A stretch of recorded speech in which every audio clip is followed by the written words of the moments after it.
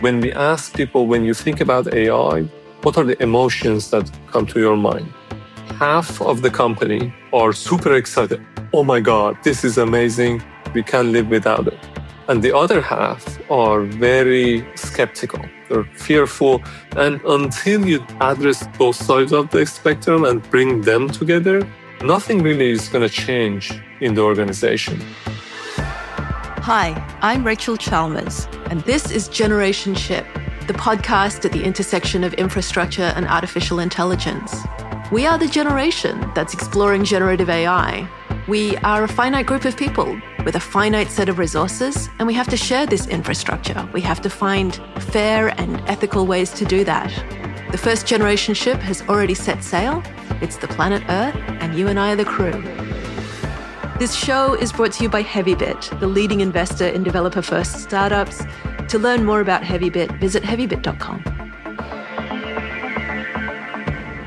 Today, I am thrilled to have an old friend and colleague, Mehdi Nourbakhsh, on the show. With a PhD in artificial intelligence and a decade in the trenches, Mehdi is a global thought leader on AI's role in reshaping how we design, build, and manage the physical world. He is the author of Augmented and Disrupted, both available on Amazon and wherever fine books are sold. Mehdi works closely with C-suite leaders to decode complex AI trends and drive meaningful adoption. Mehdi, it's a joy to have you on the show. I'm super excited to be here today. You have 8 patents on AI. Which is your favorite? Which are you most proud of? Ooh. Or which problem surprised you the most? So you're asking which of the child is the best? Is that Exactly. And rejecting all of your other children. All right. So which child is the best? So there was a research we were doing decades ago around how to generate functional geometry. The research theme was generative design. And this was basically helping people and designers to set some goals. For instance, I want to design a chair that can hold 500 pounds. I want to design a car chassis that is connected to the wheels and to the other geometries. And I want this car chassis to perform this way. So we were designing an algorithm that generates geometry based on the goals of the user and also the functions that the user performs, wants the geometry to perform. A couple of years ago, I was reviewing my colleagues, another colleague of mine we were working this project, reviewing a letter that the lawyers, wrote for him for the visa application. And lawyers did the research, and they basically wrote that the research that we did at that time and all the publications that went into it became inspiration to a lot of generative AI tools today in generative AI. I was like, oh, wow, if this is 5% true, this is amazing. I think it is true. I remember this is how you and I met. We were at Autodesk and I was getting you to show me some of the amazing organic shapes that you'd 3D printed from this software, which we then called generative design. I think you can draw a straight line from that to the generative AI that people are talking about around the large language models. Even if it wasn't a direct inspiration on the technology, I think the idea that the software itself could come up with ideas that the humans can't. I think that was the kernel of what led to things like OpenAI. Yeah, absolutely. And the thing that's always think about is that even the designs that are today, images that are being created today, or the shapes that are being created with the current generative design models don't have that functionality that we need in the physical world. So I still think that a lot of those research is applicable to extending the boundaries of AI where it is today. Yeah, absolutely. A lot of what we talk about the limitations of particularly the language models, but also the visual models, are that they don't touch grass. They don't have any context about the physical world or the properties of matter. And this is a huge deficiency. And your generative design software started from an understanding of the physics and the functional uses to which these objects would be put. Yeah, absolutely. I'm quite excited about that. So maybe that's my favorite child. And I think it still has so many applications in the real world. What made you decide that AEC, architecture, engineering, and construction executives needed their own AI consulting firm? And how did you then expand from AEC into other markets? My career path. So I started as a structural engineer. I went to construction to build what I designed. And during my PhD, I did a PhD in architecture and design computation. And that was the time that I learned about AI. So in my past life, I've been a designer, architect, engineer, construction manager. And fast forward when I started working in technology and kind of combining all of these together, I started realizing that not a lot of these technologies that we're building is being transferred into the world of the companies and enterprises today. And during my tech time, I started working with a lot of kind of enterprise level customers of the technology company I used to work with to create a strategy, execution plans, governance, and really try to help them to get these tools adopted in their organization. So I started seeing why some of these AI projects are successful in some companies, why some of these AI projects fail. And that was the time I started putting together my first book, Augmented, and create a framework for the organizations to leverage AI the right way.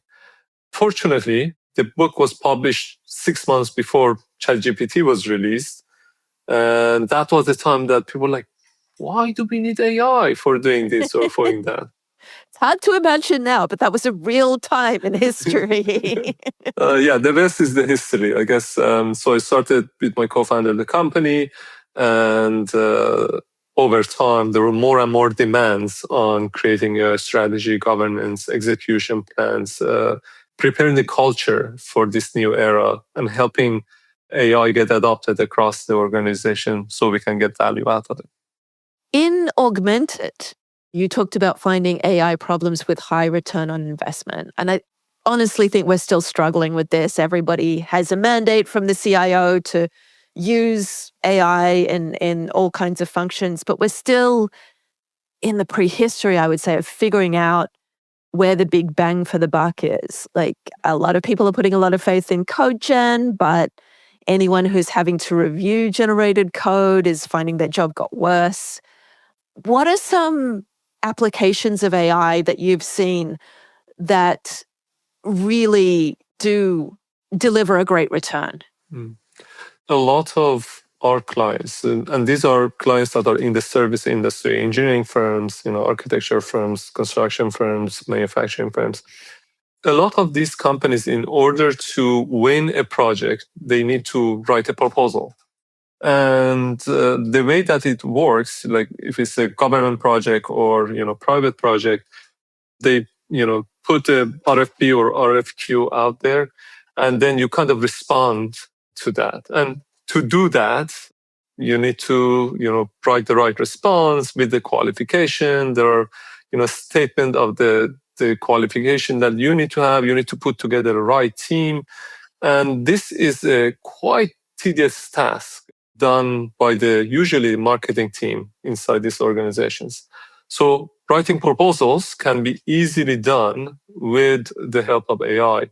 But AI today, there are lots of tools out there that you basically introduce a database of all the past proposals you have, all the people with the right qualification, and it can help you to draft a 80% good proposal that then you can take a look at and take it to the final level. So proposal, I think, is no-brainer for all the companies that are doing it. Although my heart goes out to the people who have to read those proposals, because my heart always sinks a little bit when I realize I'm reading something that was AI generated. Yeah. Well, and now on the other side, when we work with the government agencies, they start, why should we read this? Why? There we go.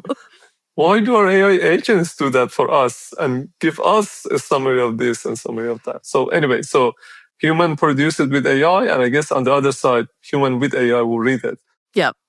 Can we spend more time sitting in the garden drinking lemonade? Does this like automate our lives a little bit? Yeah. Coming soon. It's been coming soon my entire life, but I believe you this time for sure.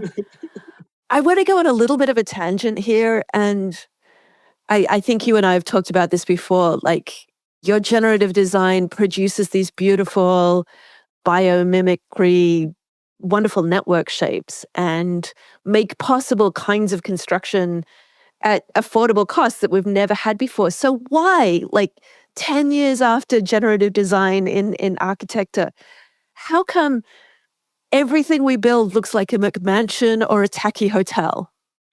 So I don't think that these tools are getting adopted as fast as they're being produced.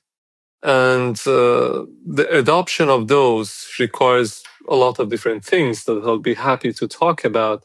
But most of the work that is being done in practice are the things that are being taught in schools over the past 50, 100 years.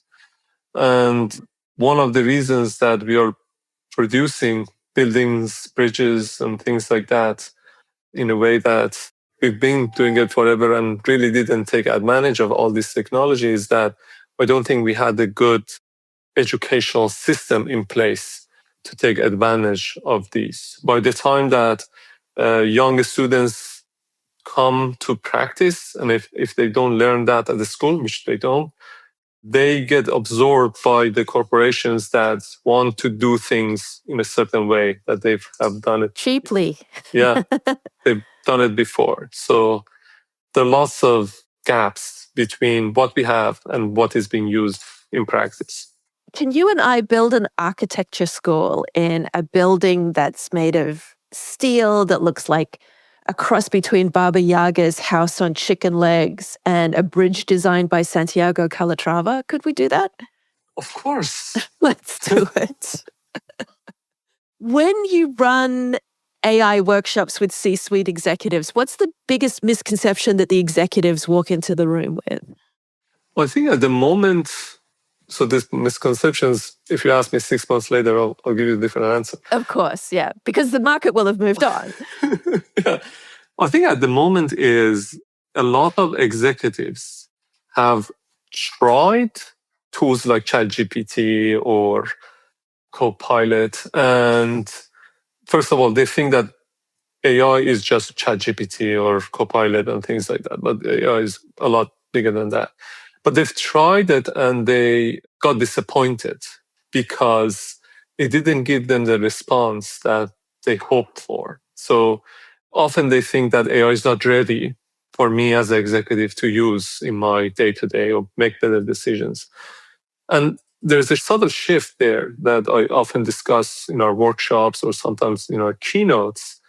And that is, what if the role of AI or generative AI is not to give you the answer, but is there to ask you questions that to help you come up with a better answer?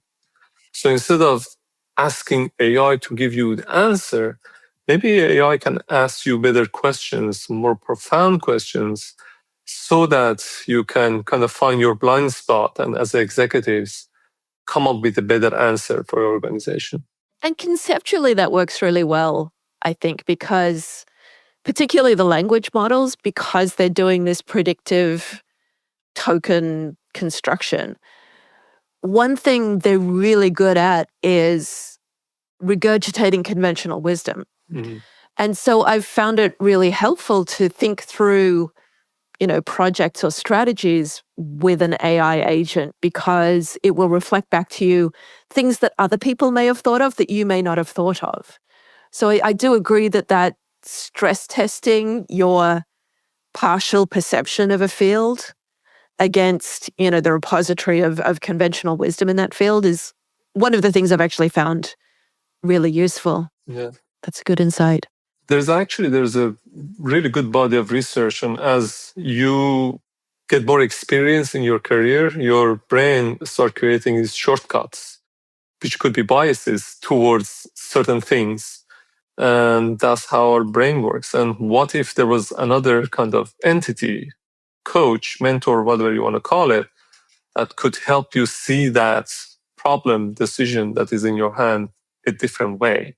That could be a contribution that these tools can have at the highest level in the business. I mean, it's why we as investors love founders who have co-founders already, because you've got two brains working on the problem. If you're harnessing AI to be a lot of brains, presumably you will come up with better decisions. We haven't seen that yet, but again, coming soon to a world near you. Do you think that your past as a structural engineer and construction manager before AI, do you think that hands-on experience changes how you approach these questions? I think so. I think as a software engineer or working construction as a manager, I walk the walk of the adopters of technologies today. And one of the things that we always emphasize in the organizations, and when we start working on AI strategy projects, the first thing we do is a company-wide training and education.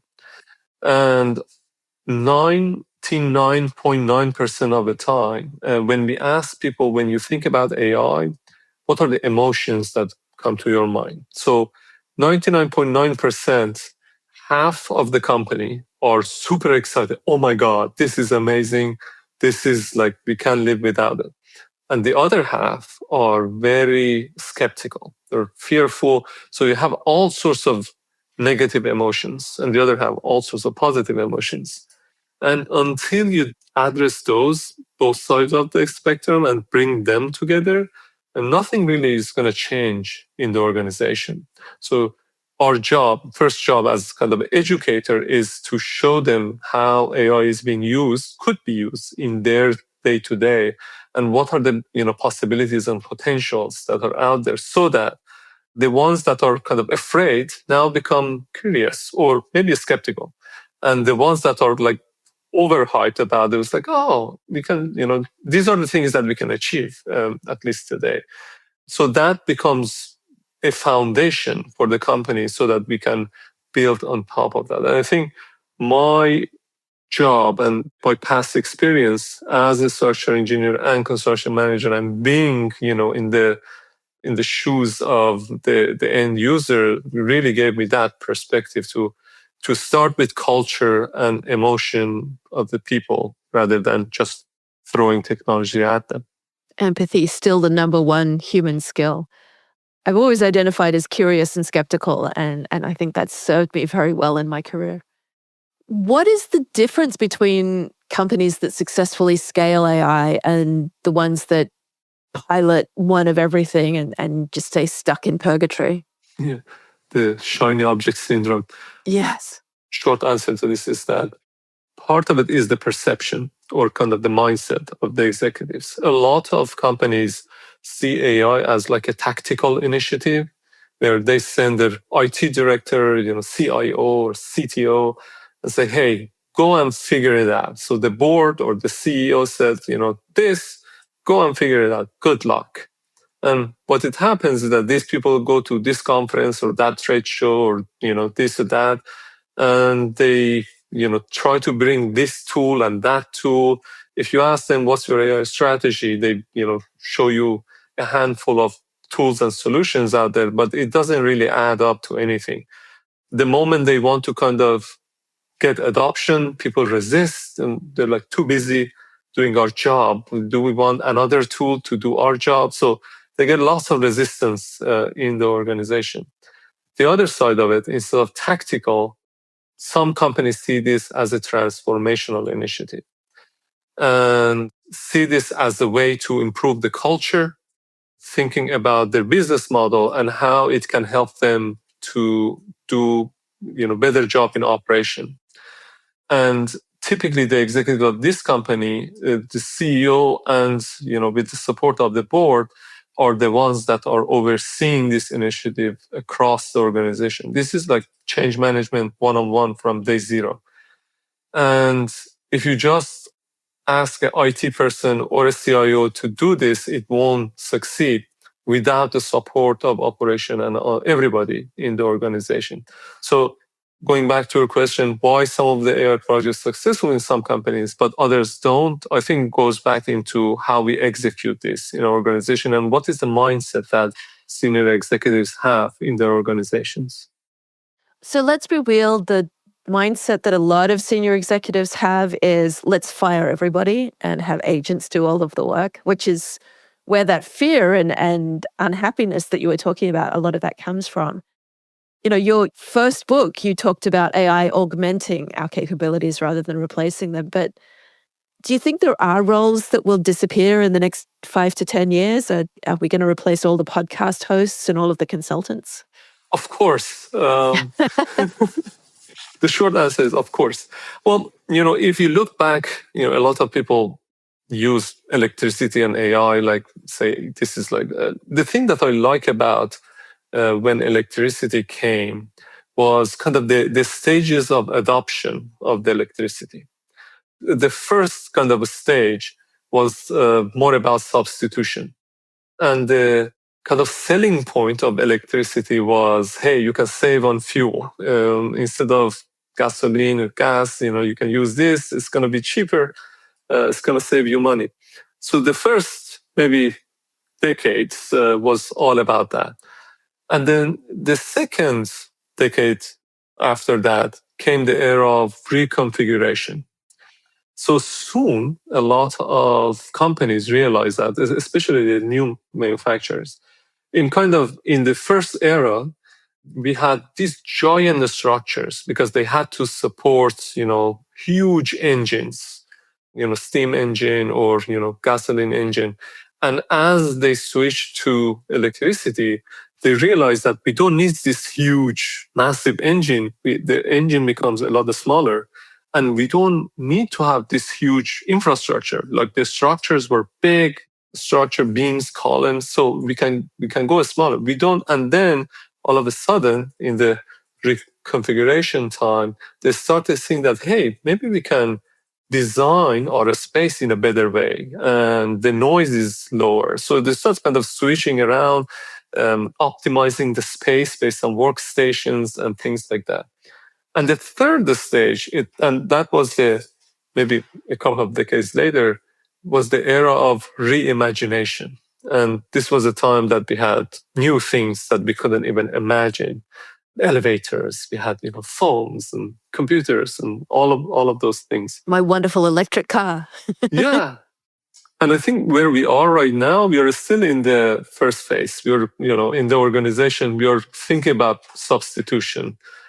And as we go through this phase and go to the next phases, there will be jobs that will be lost for sure. But as human, we always came up with the next things. We always learn the next things. And sometimes my co-founder, Dr. Sam, she always talks about, is this really our job as human to do this? Or we are a kind of interim job. We're having an interim job or position to get us to the next level. She gives an example of the people working in the elevators to push a button because the technology wasn't there, but that was our interim job.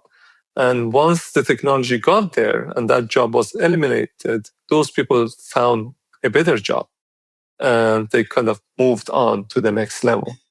That's a fascinating framing because when I think about what are the human jobs, what are the jobs that you really want a human doing, my mind immediately goes to raising children, caring for the elderly, and making art, punk bands and paintings. And yeah, I would love to free up more of our time for doing all of those things.